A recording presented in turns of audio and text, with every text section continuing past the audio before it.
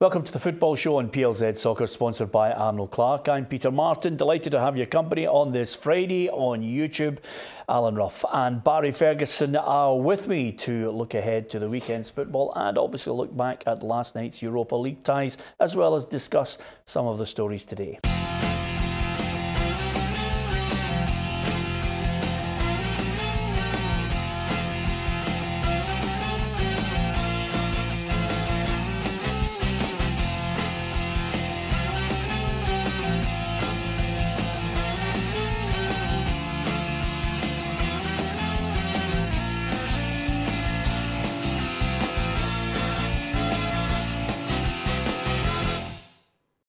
Well, strange one. It's not often you get a headline, Ruffy, on the Football Show which says some shareholders have links to organised crime. It's an unusual headline, but of course this is Dave King at the court, obviously talking about his takeover plans. He's been at this point asked if he will come up with the money into a UK account to make a bid for the remaining shares in Rangers Football Club. It's reckoned that he might have to put around 19 million in this bank account to try and take up the rest of the shares.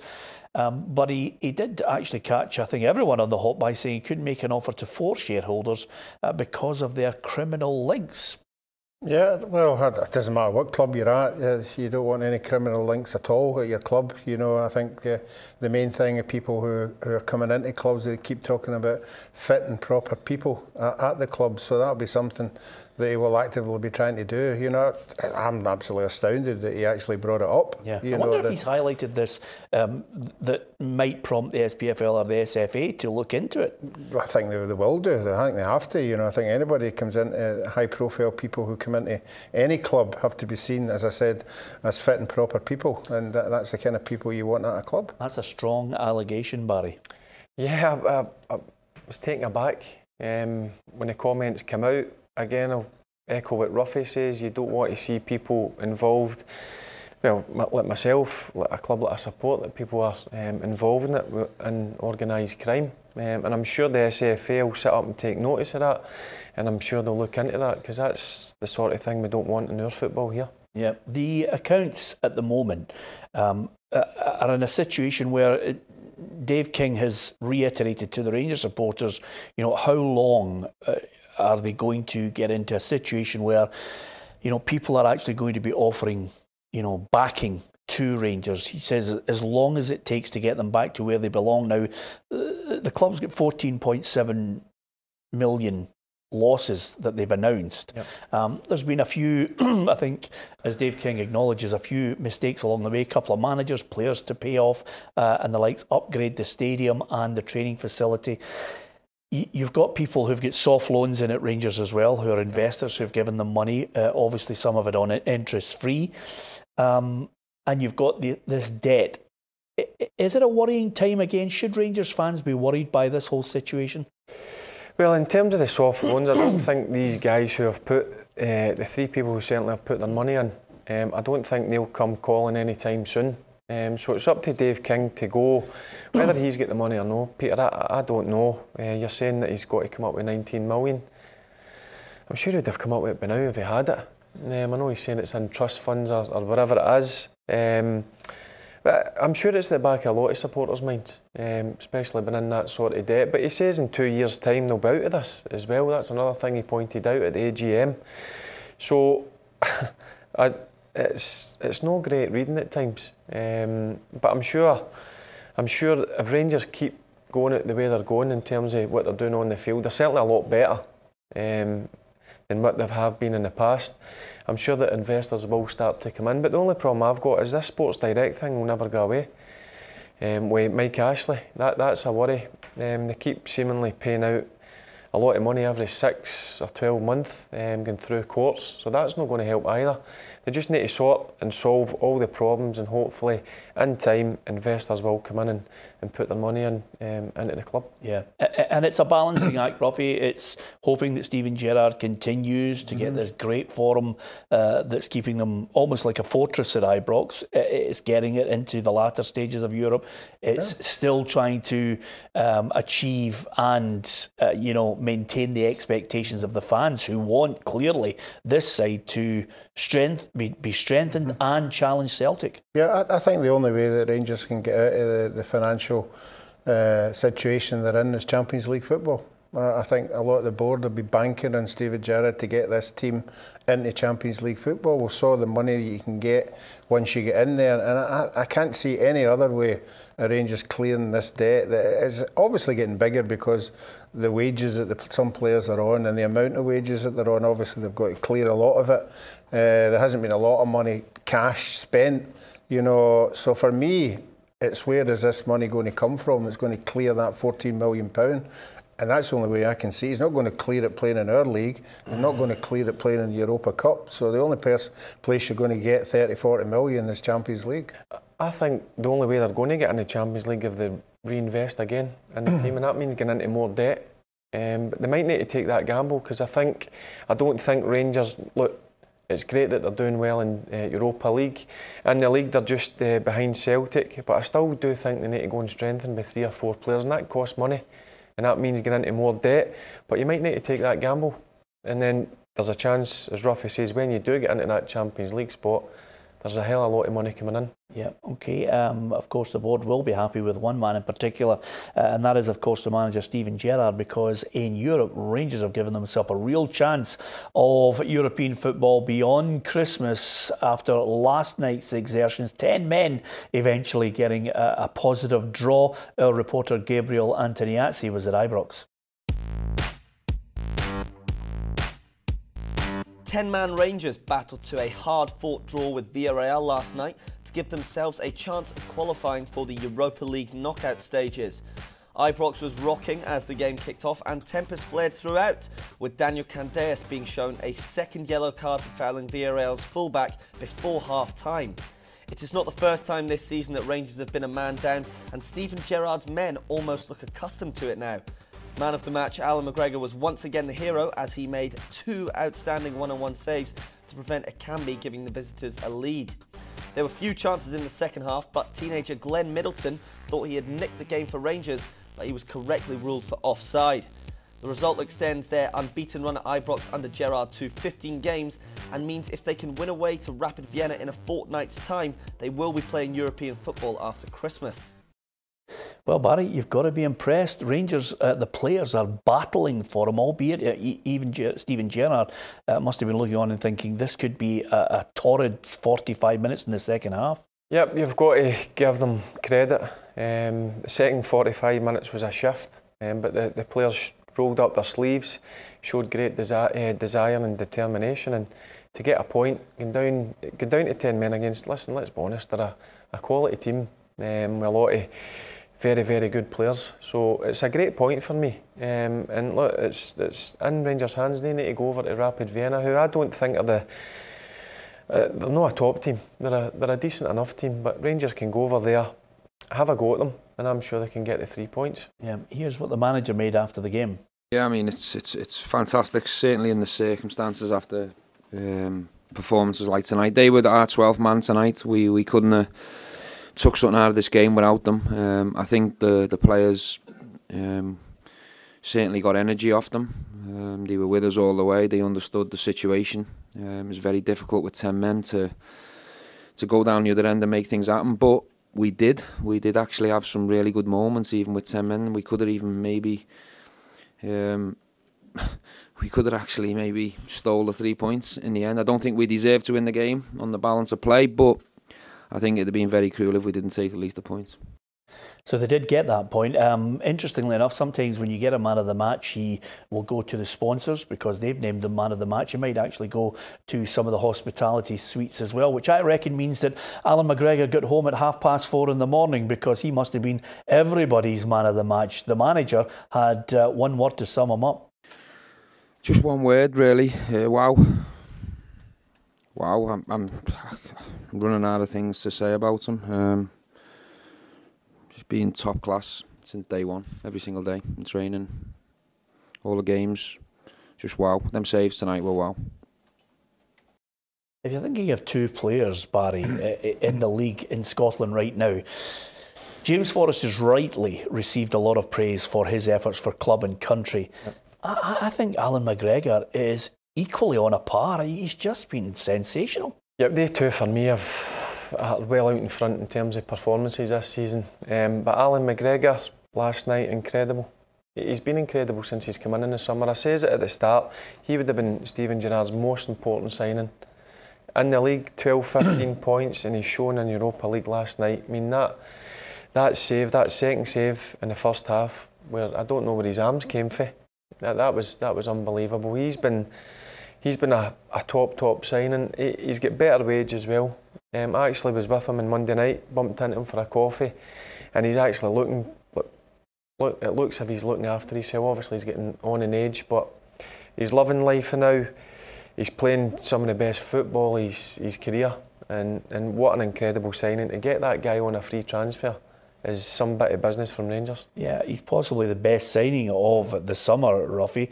As far as goalkeeping is concerned, is he so good at the job that he's papering over the cracks that Rangers do give up chances to teams? That would be the only, not problem, but that'd be the only thing you'd be thinking about if you're in a team. You don't want your goalkeeper to be man of the match all the time. It means that he's not getting protected, the team's not in front of him, aren't performing at the levels they should be at. But let's not take it away from him. Even in Scotland, he's been absolutely fantastic as well. He makes the important save, and for me, it's not the great save and all that. It's the important save when it happens and when he does it, and he's got the ability to do it. Yeah, absolutely. Well, Barry thinks Rapid Vienna is an achievable result. Are you backing them?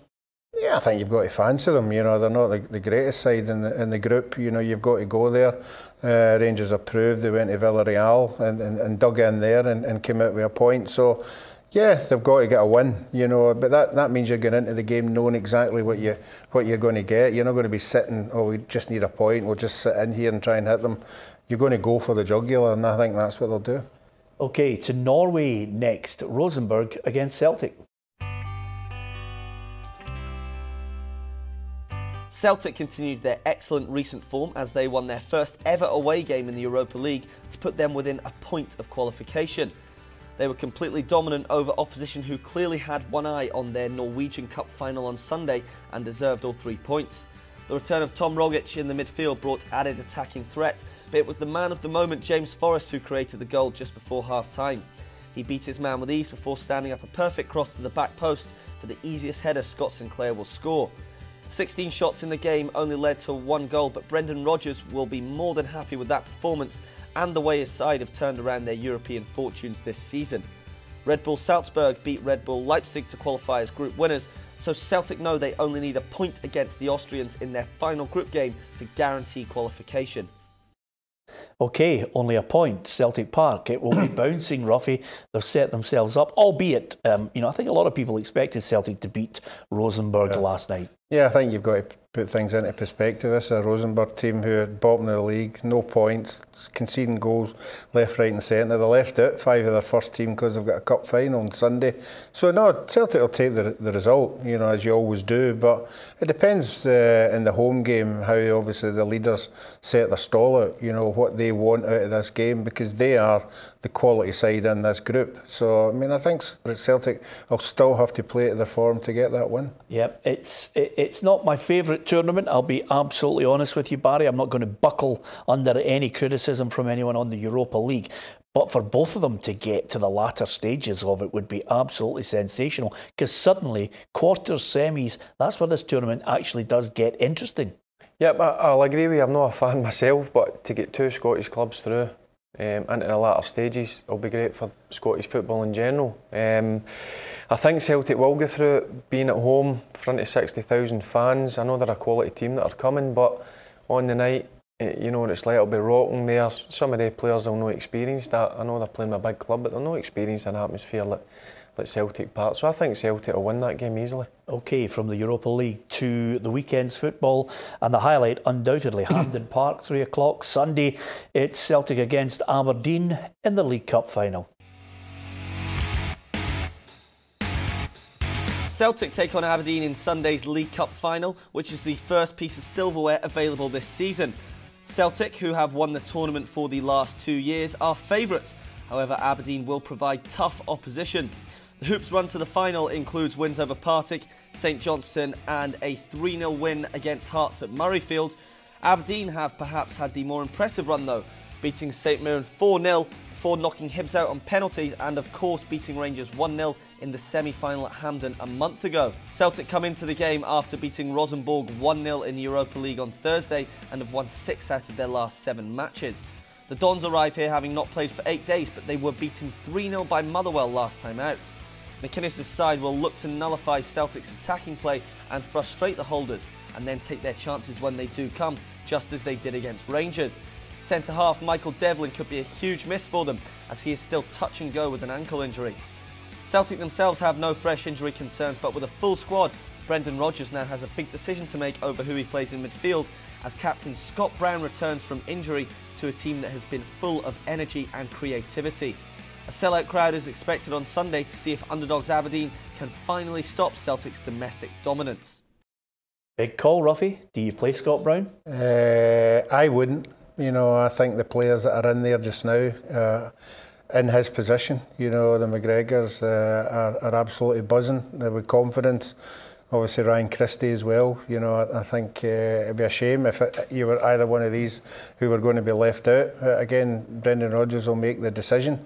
But for me, it's all about Aberdeen. If I'm Derek McInnes, I'd be worrying about that 3-0 Motherwell defeat and worrying whether he can get his players up for this one, because they're notorious for coming down here, you know, and certain players just don't perform. Yeah, I think they scored first the last time against Celtic and obviously lost at the end of the game. So he'll be looking at his own players and looking for a big performance. But I just think the Celtic boys that are in that 11 just now are absolutely on fire. Well, no surprise, the Aberdeen boss, Derek McInnes, thinks they can win it. I think prior to coming in, I think we'd only won maybe one trophy in 20 odd years maybe, so that suggests it's important, it's not easy, and at least now we're giving ourselves a chance. No other club out with Celtic have been in more semi-finals or finals than us, or competed in Europe as much as us in recent seasons. I'm proud of that. I'm proud of my team now for getting ourselves in a position to get to another cup final. I'll be even prouder if we can get the result and get the trophy that we all want. So I think we're capable of winning the trophy. I felt that at the start of the season, when the cup competition started, and I feel it every match now that we can win this game on Sunday. Well, Derek McInnes has mentioned the fact that Sir Alex Ferguson has said, you know, the more your team plays at Hampden, semi-finals, finals, the more accustomed they become to it. And I think he's got every right to feel a sense of pride in what they've achieved over the last few seasons. Yeah, certainly since Derek's come in, before he came in, they were sitting languishing at the bottom of the league, or second bottom. He's come in, he's got them up the top of the league, finishing in second spot, got them in semis and finals. But look, Derek's got to say that he feels that his team can beat them. I've got to be honest with you. I think for Aberdeen to beat Celtic on Sunday, the 11 players on that part will need to have the game of their lives. I think Celtic are far too strong. The last month, Celtic have shifted gear. They're playing some good football, scoring plenty of goals. So for Aberdeen to get anything out of that game, the 11 guys on that pitch need to have the game of their lives. Okay, prediction? 3-0 Celtic. 2-0 Celtic. Okay, such a great build-up from you. The game of their lives, and then bang, 3-0 Celtic. Okay, I take your point. Just being honest. No, absolutely, I take your point on it. It's you two are morphing into each other now. By the way, nice little compliment for the opposition, and then bang. Anyway, you can give us your thoughts on who you think is going to win the League Cup final, Celtic against Aberdeen. That doesn't deflect away from the fact that there are other tasty matches coming up in the Premiership as well. None more so than at Tynecastle. The early kick-off on Sunday It's Hearts against Rangers. Christophe Berra might actually be back for Hearts in that match, and Rangers obviously will be buoyant after that good point against Villarreal. Elsewhere, it's Kilmarnock, Hibs, Livingston, Motherwell and St Mirren against Hamilton. Now, change days. I mean, I'm not going to knock it, because in the media, in the press, we love a back page headline or a story that, you know, dominates our programme. So Connor Golson says we don't like Hearts and they don't like us. Now, I think Walter Smith would have ripped your head off if he'd said that in a press conference. Yep, I've said it plenty of times on the show. We say things like that inside the dressing room, behind four walls. Sometimes when players come out and say that, I don't like it. Yeah. Hearts will be... I'm sure their players will be talking about it in the dressing room before training. I'm sure it maybe get put up in the dressing room wall, giving them an extra incentive. I'd just rather guys keep it in-house. Yeah, I mean, I agree with what Barry's saying, but at the end of the day, it doesn't win you games. You know, you can think all you want about the other team, and I get the pinning up the stuff on the wall and that, but it depends what happens in the 90 minutes, and it depends how you go about your game. And for me, Hearts just aren't scoring goals, and I think Rangers will take something for the midweek game. That's the only thing that I think Hearts have got in the favour, is Rangers having that game. There will be wee niggling injuries. There might be somebody over the next couple of days might drop out. Does Berra give them a lift? Well, I was listening. Berra would give him a lift, but when the interview I heard with Craig Levein, he wasn't 100%. He was going to leave it to him to make up his mind. But to be out for so long and to go into such a high-profile game as that, I wouldn't risk him. Give me a prediction. I'm going to go 2-1 Rangers. Rangers to win, sorry, by a goal. It'll be a tight game, but Ruffy says the players will be tired. You just go out and sample that atmosphere at Tynecastle. Half an hour before the game starts. It's amazing. The players will feed off that. So yep. Rangers to win. Okay. Now, interestingly enough, and it's something I think I didn't take a scientist to work it all out. Neil Lennon's mentioned that that he's been basically ruining the loss of McGinn, McGeoch, Scott Allen as well. That type of strong midfield, elevated them up to fourth in the table last season, and trying to replicate that's been very difficult. Although he did praise Stevie Mallon, suddenly you get a situation where they're going to take on Kilmarnock at Rugby Park, and the record is just falling off the edge of the cliff at the moment. Yeah, I spoke to Lenny on Wednesday. I was down at the Hibs golf day, and he feels as if it's his strikers. He feels as if the strikers, who are quality strikers, not having a go at them, he just needs them to come up with a goal when they're winning a game. He needs them to get them over the line, and he knows they can do it. And he says the first time that they do come up with the goods, then they'll start winning games quite easily. Yeah, okay. Steve Clarke's side haven't actually defeated Hibs in 5 attempts since he's been manager. So who's winning this one? Yeah, I read that. I think Kelly will just sneak us 2-1. I'm going to go for a draw, 1 each. Okay, I can't remember the last time you tipped anybody to defeat Hibs, Ruffy. It's getting tiresome. Livingston against Motherwell. Motherwell 3 wins out of 4 against Livingston, Barry. Yeah, Motherwell showing a bit of form. I was never concerned at the start of the season when they weren't winning games. I still always felt they were strong enough, so I think they'll go here confident. I think they'll nick this one. Yep, I'm going to sit in the fence again, 1 each. That's a shock. Yeah, there you are. Geez, if all these draws come up, Ruffy, you'll not be here next week. St Mirren against Hamilton, last one. Who do you think is going to win that one? St Mirren. St Mirren, 2-1. Okay, there you have it. Hey, you wanted brevity. You got it from the two of them. And just in case you were hoping they were going to elaborate. Okay, join us on Monday if you can. Hopefully you did enjoy some of our specials with Darren Young, Jackie McNamara and Rhonda Jones. We'll give you a chance to see some of those programmes again over the festive period. We've also got a special interview with Dennis Law coming up. He caught up with our reporter Gabriel Antoniazzi. That's one to look forward to as well. Don't forget, for all the football, north, south of the border and the European football as well, you can subscribe to our YouTube channel. We've got competitions where you can win fabulous prizes as well. That's all on The Football Show. From Ruffy, Barry and myself, thanks for watching.